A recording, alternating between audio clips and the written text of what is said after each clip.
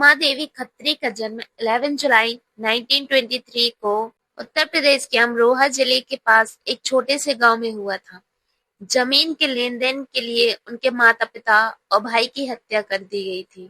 उमा देवी का बचपन बहुत गरीबी में बीता है। उन्हें 2 वक्त खाने के बदले रिश्तेदारों के यहाँ नौकरानी के तौर पर काम करना पड़ा। बाद में उनकी मुलाकात आबकारी निरीक्षक अख्तर अब्बास काजी से हुई, जिन्होंने उनकी मदद की और उन्हें प्रेरित किया। भारत-पाकिस्तान विभाजन के समय काजी लाहौर, पाकिस्तान चले गए।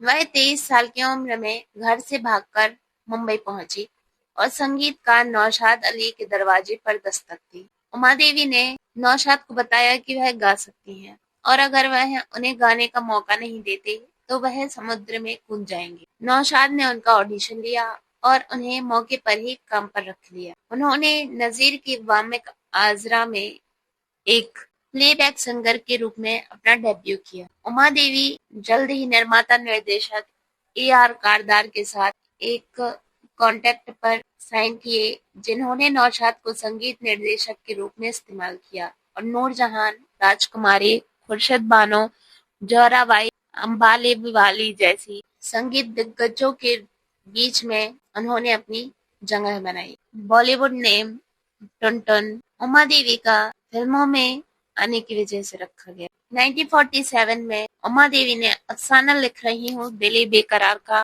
ये कौन चला मेरी आंखों में समाकर और आज मची है धूम झूम खुशी से झूम जैसी, जिसे उन्होंने ए.आर. कारदार की दर्द में अभिनेत्री मुनव्वर सुल्ताना के लिए गाया था। फिर नौशाद के संगीत निर्देशन में उन्होंने सिंगल सॉन्ग भी गाया, सुरैया के साथ बेताब है दिल दर्द मोहब्बत के असर से। दरअसल दिल्ली के एक सज्जन उनके गाने अफसाना लिख रही हूँ से इतने प्रभावित हुए कि वह उनके साथ मुंबई में ही रहने लगे। ये थे काजी साहब, जिन्होंने इनकी मदद की। फिर काजी जी ने उमा देवी के साथ 1947 में मुंबई में शादी की और उन 2 बेटियां और 2 बेटी हुए। उनके पति, जिन्हें वे मोहन कहती थीं, उनकी मृत्यु 1992 में हुई। दर्द की सफलता के बाद उन्हें अगली बार महबूब खान की अनोखी अदा मिली, जिसमें फिर से उन्होंने 2 हिट सॉन्ग दिए, जिसने उन्हें उच्च श्रेणी की प्लेबैक सिंगर की श्रेणी में ला दिया। वह जेमिनी स्टूडियो मद्रास द्वारा निर्मित निर्देशक एस.एन. वासन की चंद्रलेखा में एक सिंगर के रूप में अपने शिखर पर पहुंची। उनके 7 गाने जिनमें सांझ की वेला जैसी हिट मूवी शामिल है, उनके गायन करियर में उनका सबसे सफल काम है।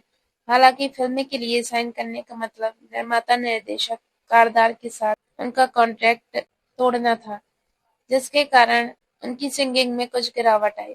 इसके अलावा बाद के वर्षों में उनकी पुरानी गायन शैली और सीमित स्वर सीमा के कारण उन्हें लता मंगेशकर, सुमन कल्याणपुर आदि आदि गायिकाओं के साथ कॉम्पिटिशन मुश्किल हो गया। आखिरकार नौशाद ने उन्हें सुझाव दिया कि वह एक्टिंग करें, क्योंकि उनके पास एक बहुत ही चुलबुला व्यक्तिगत और अद्भुत कॉमिक टाइमिंग थी। वह दिलीप कुमार से प्रेरित थीं और उनकी इच्छा थी कि जिसे उन्होंने जिद पर कायम रखा है, अपनी पहली फिल्म में वह दिलीप कुमार के साथ मूवी करना चाहती हैं। दिलीप कुमार के लिए इस पागल प्यार के बारे में जानने के बाद नौशाद ने दिलीप कुमार से बात की। दिलीप कुमार नौशाद के बहुत अच्छे दोस्त थे और उन्हें अपनी एक फिल्म में लेने के लिए कहा और वह उनके साथ बाबुल में दिखाई दी, जिसमें नरगिस लीड रोल में थी। उन्होंने गुरुदत्त की क्लासिकल फिल्मों जैसे Aar Paar, mister and Mrs 55, Pyaasa में अभिनय किया। 1960 और 70s के दशक में बॉलीवुड फिल्मों में एक स्थायी हास्य कलाकार के रूप में दिखी। कुछ साल बाद उन्होंने उल्लेखनीय रूप से अमिताभ बच्चन के साथ नमक हलाल में काम किया, जो प्रकाश मेहरा की ब्लॉकबस्टर थी। अपने 5 दशक के करियर में 200 से ज्यादा मूवीज में काम किया, जिसमें उन्होंने अपने समय के शीर्ष कॉमेडियन एक्टर भगवान दादा, आगा, सुंदर, मुकरी, धूमल, जॉनी वॉकर, कैस्टो मुखर्जी के साथ काम किया। उन्हें आखिरी बार हिंदी फिल्म कसम धंधे की में देखा गया था। अपनी लोकप्रियता के कारण टुनटुन नाम भारत में मोटी महिलाओं के लिए दिया गया है।